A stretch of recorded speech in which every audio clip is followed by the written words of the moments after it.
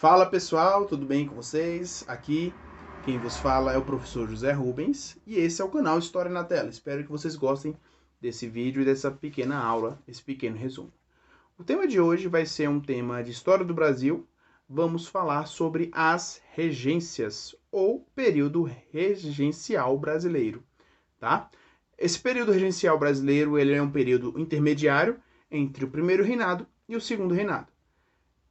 Vai datar-se de 1831 a 1840, né? 9 anos de período regencial. Depois que Dom Pedro I abdica-se do trono, ou seja, pede para sair, alguém precisava governar o Brasil.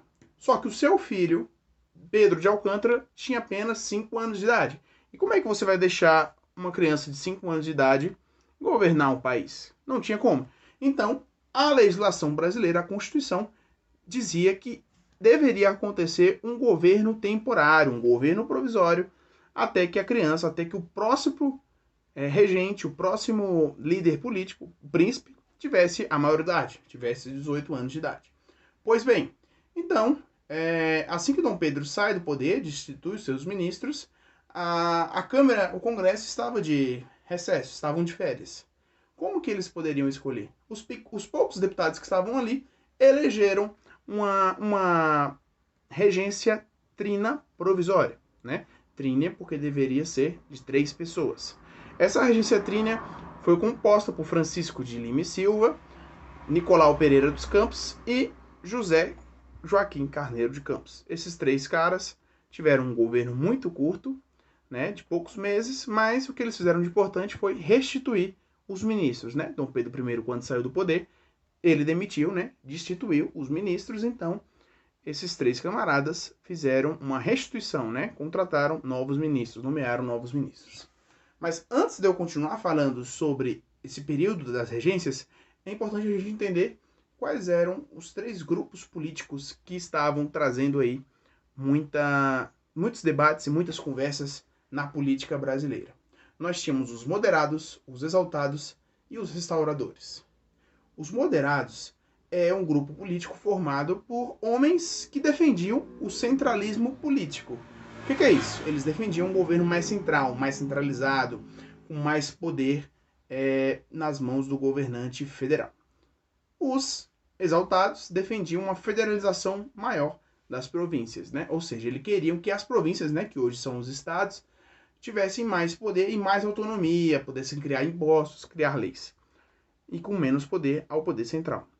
E por último, os restauradores, que eram mais conservadores e queriam o poder de volta a Dom Pedro I, aquele que pediu para sair. Pois bem, então continuando. Depois da regência trina provisória, é criada a regência trina permanente. Essa regência trina permanente, ela é de 1831 a 1834, já são 3 anos.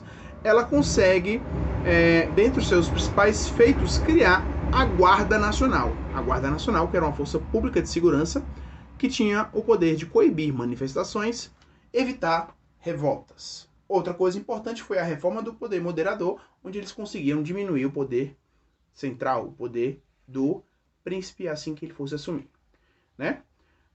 Algo importante desse período foi o Ato Adicional de 1834, que foi uma lei que trouxe diversas reformas políticas. A principal dela, criar as assembleias provinciais, né, que são as câmaras provinciais de leis e impostos, com os deputados estaduais, né, deputados provincianos na época, que tinham mandatos de 2 anos.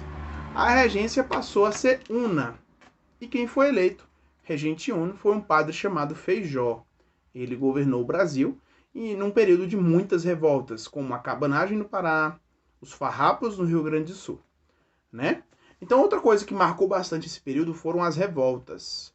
Aconteceu a cabanagem no Pará, por questões de pobreza, da população revoltada, a balaiada no Maranhão, a sabinada na Bahia, a revolta dos balês também na Bahia, dos malês, e a revolta dos farrapos no Rio Grande do Sul, por questões econômicas e sociais, políticas. E esse período cheio de tretas, cheio de crises, que foi mais marcante no período regencial foi a instabilidade política e as tretas políticas. A solução encontrada foi o golpe da maioridade, né? os grupos políticos estavam brigando e as regências não representavam a unidade do território, a unidade da nação. Então, depois de tantas brigas, tantas questões políticas, tiveram a ideia de antecipar a maioridade do Dom Pedro II, Dom Pedrinho II. Então, em 1840, acontece o golpe da maioridade e Dom Pedro II é eleito imperador do Brasil, terminando o período regencial. Espero que vocês tenham gostado aí, pessoal.